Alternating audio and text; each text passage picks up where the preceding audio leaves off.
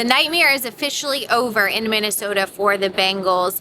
And following the game, we had a chance to talk to Zach Taylor and a number of players, and across the board, the story was it was just not good enough today. And there was a lot of anger, frustration, and disappointment in that locker room. But let's talk a little bit about what happened today. It was the first game without Joe Burrow that this team was going to have to play mistake-free football. It's one of the toughest environments to play in all of sports. So it was going to take almost a perfect game for the Bengals to come in here and win, even though the Vikings were also starting a backup quarterback in Carson Wentz. And from the jump, it just didn't feel like this game was going to go the Bengals' way.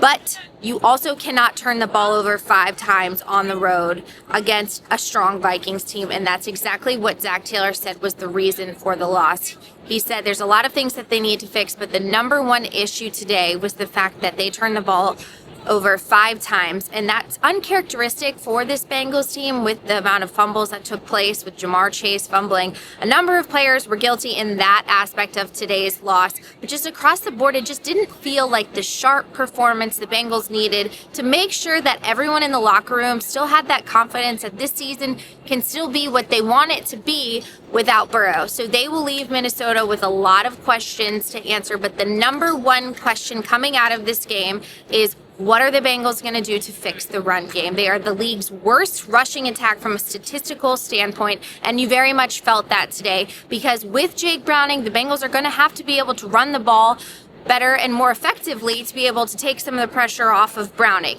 They weren't able to do that. They had less than 60 rushing yards. Meanwhile, the Vikings had over 100 rushing yards. And that's really the biggest issue with this team right now, is that they aren't able to be a team that's multiple, and being able to run the ball allows the Bengals passing attack to open up a little bit. And right now they're just missing that cohesiveness. And Zach Taylor said, we will look at everything and we've really got to figure out what our identity needs to be in the run game. On defense, you can say that wasn't the reason why the Bengals lost today. Of course, those turnovers were the biggest reason, but still not good enough on defense across the board. They were able to manufacture a little bit more of a pass rush with Chris Jenkins coming alive, but the issue today was the run defense. They gave up too many leaky yards, not good enough tackling across the board for this Bengals defense. So it very much feels like this team has yet to put its best game collectively from offense and defense together. And they're hoping that they can do so in a hurry because their next game is on Monday Night Football against the Denver Broncos,